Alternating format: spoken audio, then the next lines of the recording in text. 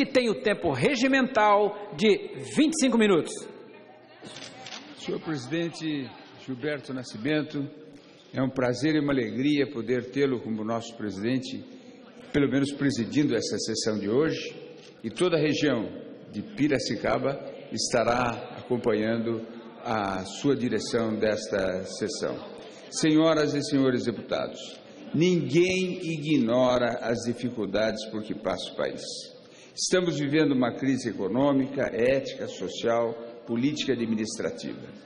Em meio a esta crise, assistimos à divulgação de mitos que tentam esconder a verdade. Divulgam-se inverdades para evitar mudanças, beneficiando os mesmos de uma elite que se apossou do país para que as coisas continuem como estão e nada mude.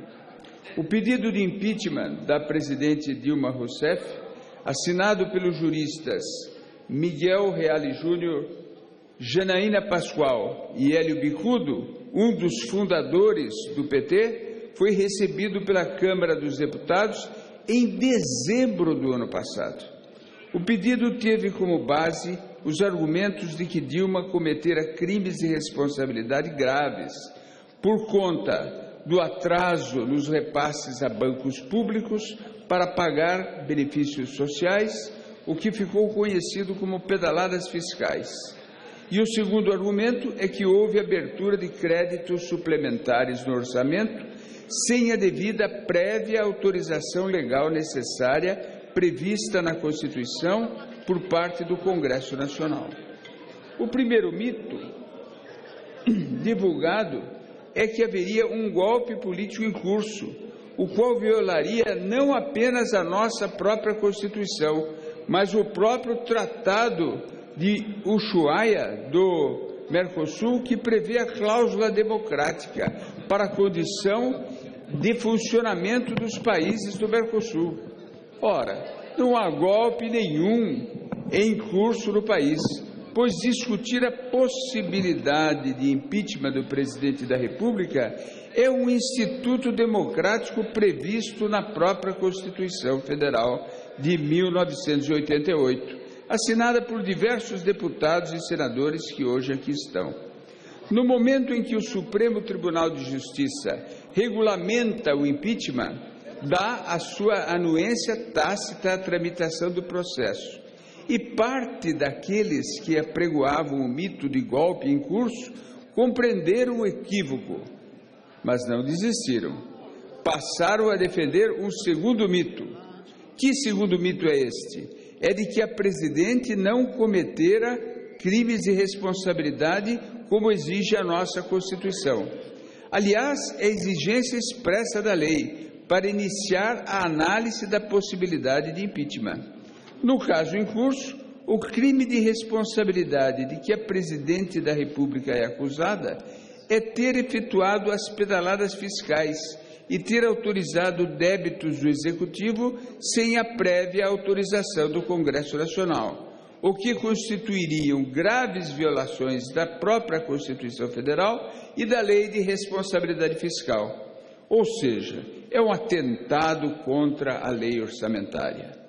Cabe aos senadores e não aos deputados, nem aos integrantes do Supremo ou tribunais superiores julgar se houve crime ou não. E, em caso positivo, se tais crimes, se houve crime ou não. Eles é que vão julgar, os senadores.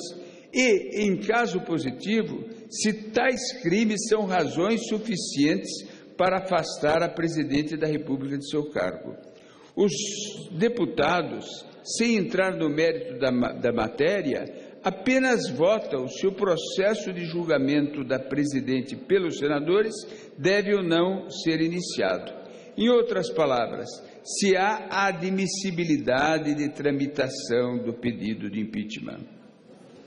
O terceiro mito que hoje nos assombra e percola toda a sociedade é o de que a Operação Lava Jato deveria parar.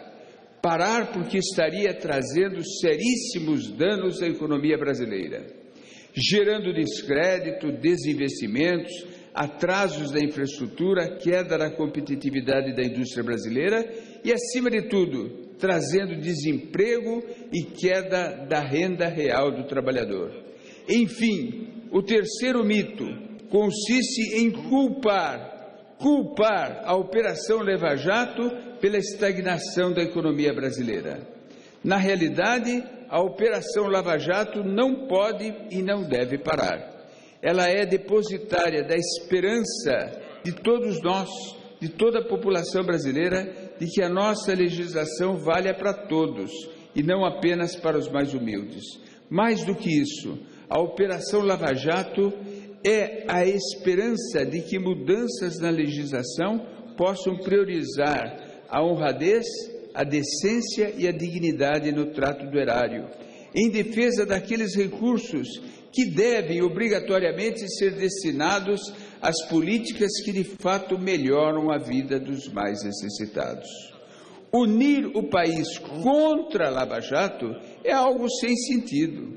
O que esperamos é que a divulgação desse terceiro mito provoque, isto sim, uma reação em sentido contrário, que acelere a pressão para que as 10 medidas propostas pelo Ministério Público para tapar os buracos que ainda existem na legislação brasileira possam ser, essas propostas, rapidamente aprovadas e venham aprimorar o arcabouço jurídico brasileiro contra a corrupção. Nesse contexto, tive um duplo privilégio, como presidente da Frente Parlamentar de Combate à Corrupção, Frente Parlamentar Mista de Combate à Corrupção. Recebi, esse foi o primeiro privilégio, mais de 2 milhões de assinaturas coletadas por voluntários em todo o Brasil, na cerimônia que ocorreu no auditório Nereu Ramos, no mês passado, na Câmara dos Deputados, com a presença de representantes do Ministério Público, da sociedade civil organizada e de parlamentares. O segundo privilégio foi apresentar o projeto de lei 4.850 de 2016, que estabelece medidas de combate à corrupção e demais crimes contra o patrimônio.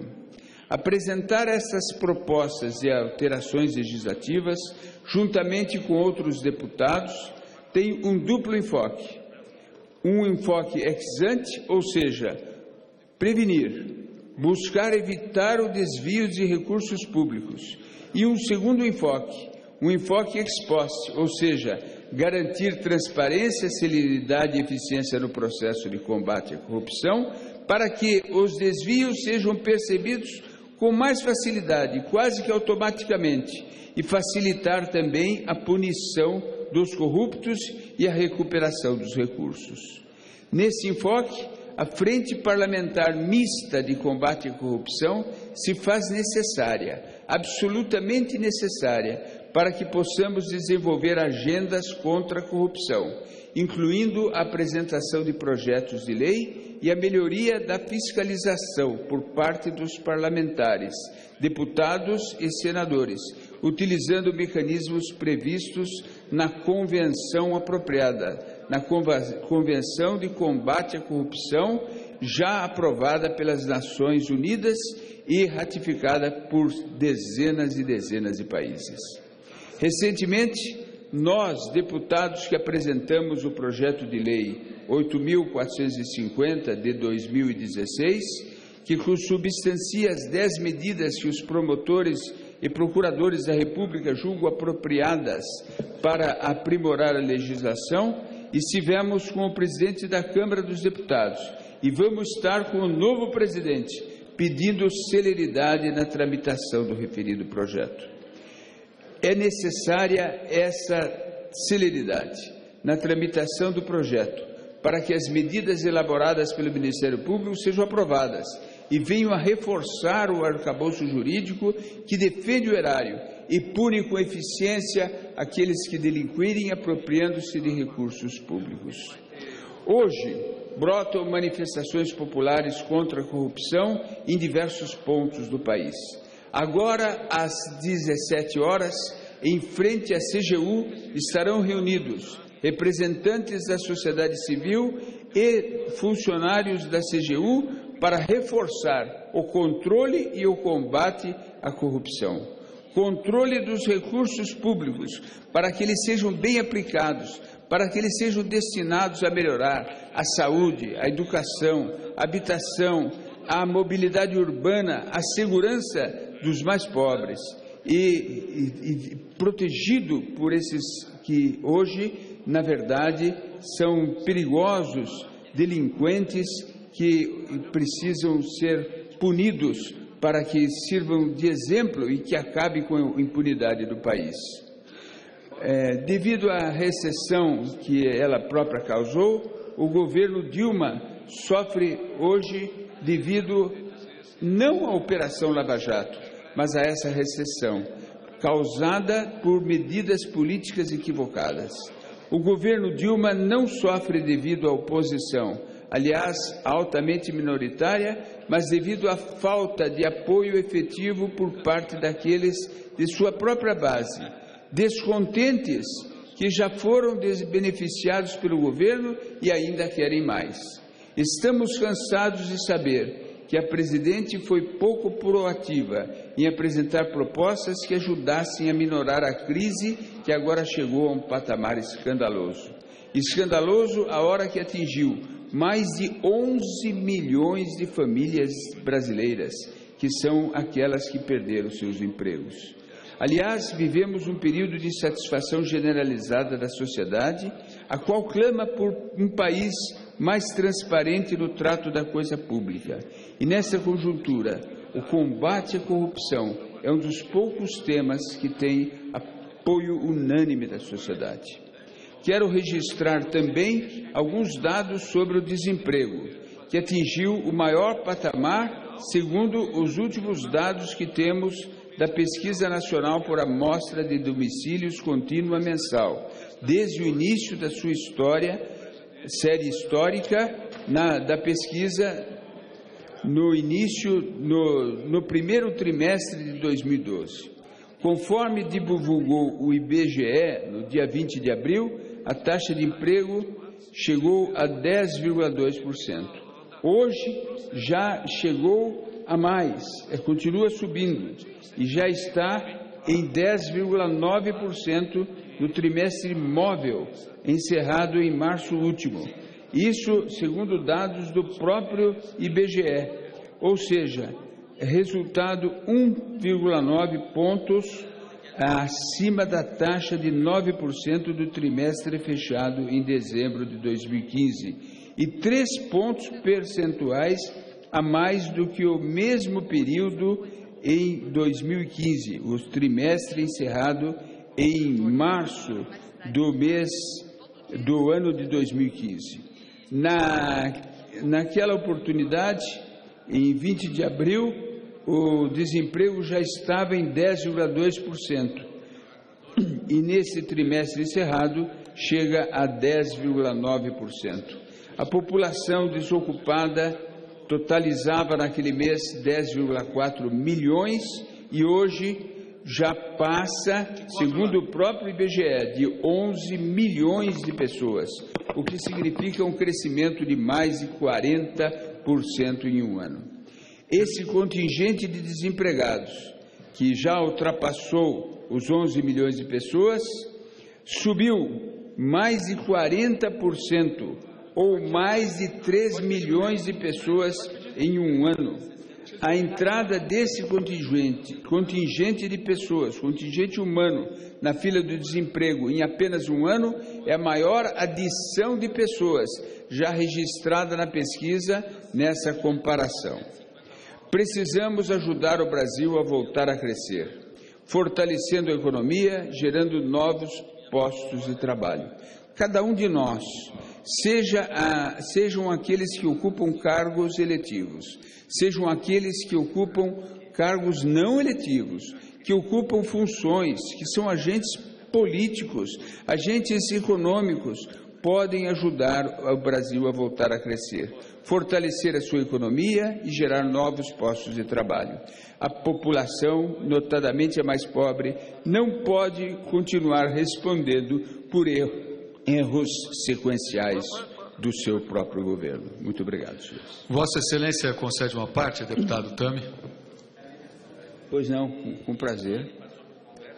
Deputado Duarte Nogueira, de São Paulo. Queria cumprimentar Vossa Excelência por esse pronunciamento, extremamente oportuno do ponto de vista do desgoverno que o Brasil hoje enfrenta, fruto de uma política econômica que visou apenas a manutenção do partido do PT, da presidente Dilma, do ex-presidente Lula no poder, e desfigurou a nossa característica brasileira mais importante, que é o empreendedorismo, que é a nossa vivacidade para a criatividade, e limitou dos brasileiros a sua força de trabalho. Além dos números de mais de 11 milhões de brasileiros hoje sem poderem trabalhar por uma economia errada, destrutiva e irresponsável, os mais penalizados, deputado Tami, infelizmente são os mais jovens, aonde mais de 20% dessa parcela da faixa etária hoje não encontram oportunidade de trabalhar, que são aqueles que, obviamente, por serem jovens, são os mais animados em poderem vencer na vida, poderem prosperar e ajudar o Brasil a crescer. Felizmente, a gente começa a observar que, além das mudanças que o Brasil enxerga nesse tempo recente, do impeachment da presidente Dilma, agora do afastamento do presidente da Câmara, por razões, obviamente, muito lineares e convergentes ao que pensa o povo brasileiro, mas baseadas na nossa justiça e na nossa Constituição, eu pessoalmente enxergo no seu pronunciamento um reencontro do Brasil com a esperança e, ao mesmo tempo, pessoas como o senhor, sem dúvida alguma, fazer com que todos nós possamos acreditar que o Brasil é muito maior do que tudo isso. Parabéns. Deputado Mendes. Obrigado, Duarte. Deputado. Por favor. Deputado Mendes Tami, eu gostaria de, primeiramente, parabenizar a Vossa Excelência pelo trabalho que tem nessa casa, pela valorização que dá para essa Câmara dos Deputados. Eu não tenho dúvida nenhuma de que o Brasil ganha muito com a tua presença. E quanto ao teu pronunciamento de Vossa Excelência, é um pronunciamento baseado em dados concretos e nós temos uma responsabilidade muito grande. Nós temos que ouvir as ruas e nós representamos o povo. E o povo não aguenta mais esse governo Dilma, o governo do PT. Simplesmente misturar o dinheiro público com o dinheiro privado foi um troço horrível, uma corrupção em todos os segmentos, onde se mexe tem coisa. Então, nós estamos no caminho certo, o processo de impeachment passou nessa casa, está no Senado, onde também os senadores vão cumprir a parte dele, e nós, todos os partidos, vão ter a grande responsabilidade, juntamente com o vice Michel Temer, de fazer com que a esperança volte no povo brasileiro. E Vossa Excelência vai e deve e vai ajudar muito o nosso país ainda, se Deus quiser. Muito obrigado. Permita-me uma breve à parte, deputado. Deputado Domingos, do PSDB de Minas Gerais, por favor. Com muito prazer. Muito obrigado, deputado Mendes Tami. Fiz questão de vir fazer uma parte a Vossa Excelência para registrar, para dar o meu testemunho de como é bom ter nessa casa um parlamentar com a envergadura moral, com a experiência, com o espírito público de Vossa Excelência. E como é importante tê-lo conosco num momento como esse. Vossa Excelência não apenas representa de maneira brilhante o povo paulista, os bandeirantes, aquela terra promissora, locomotiva do Brasil. Vossa Excelência é referência para nós. Eu que venho de um estado que procura ser a síntese do Brasil, não temos nenhuma dificuldade, não só de admirar, mas de aprender com os nossos irmãos de várias unidades da federação. Mas Vossa Excelência é uma referência principalmente pelos valores éticos e morais.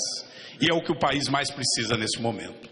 Se por um lado constatamos a gravidade da crise econômica, com 11 milhões de brasileiros desempregados, e esse número está aumentando a cada segundo, a crise moral não é menos grave. Creio, inclusive, que uma advém da outra, porque o nosso país é de uma riqueza, de uma pujança, não só nos recursos naturais, mas da força da nossa gente, dos empreendedores de todos os estados da federação. O estado que Vossa Excelência representa muito bem expressa isso. Mas nesse momento nós precisamos de resgatar a nossa esperança. Hoje a gente vive um dia especial. Essa semana, quando o Supremo recebe o pedido de investigação contra o ex-presidente Lula, que é tratado pelo Procurador-Geral da República de maneira adequada, como o verdadeiro chefe da quadrilha, que sem ele não seria possível, por tantos anos, esse sistema de corrupção que tomou conta do país, só foi possível pela participação direta dele. Agora, o senhor Eduardo Cunha, diante do Tribunal Supremo deste país, para responder sobre as responsabilidades que pesam contra ele, e obviamente o Senado concluindo e aprovando o impeachment da presidente Dilma. Nós não podemos parar por aí. É preciso que todos que estão envolvidos na corrupção sejam punidos. E Vossa Excelência nos inspira pela sua história íntegra, correta. E ao mesmo tempo que possamos buscar o desenvolvimento sustentável, que Vossa Excelência também sempre está a nos alertar. Desenvolvimento com qualidade de vida, com respeito ao meio ambiente, de maneira que esse país melhore e melhore para os brasileiros. Portanto, concluo parabenizando a Vossa Excelência. Considero um companheiro de bancada, tive a honra de tê-lo no PSDB, hoje Vossa Excelência enriquece os quadros do PV, mas temos uma afinidade absoluta em trabalhar por esses valores que nos motivam a continuar na vida pública. Parabéns a Vossa Excelência.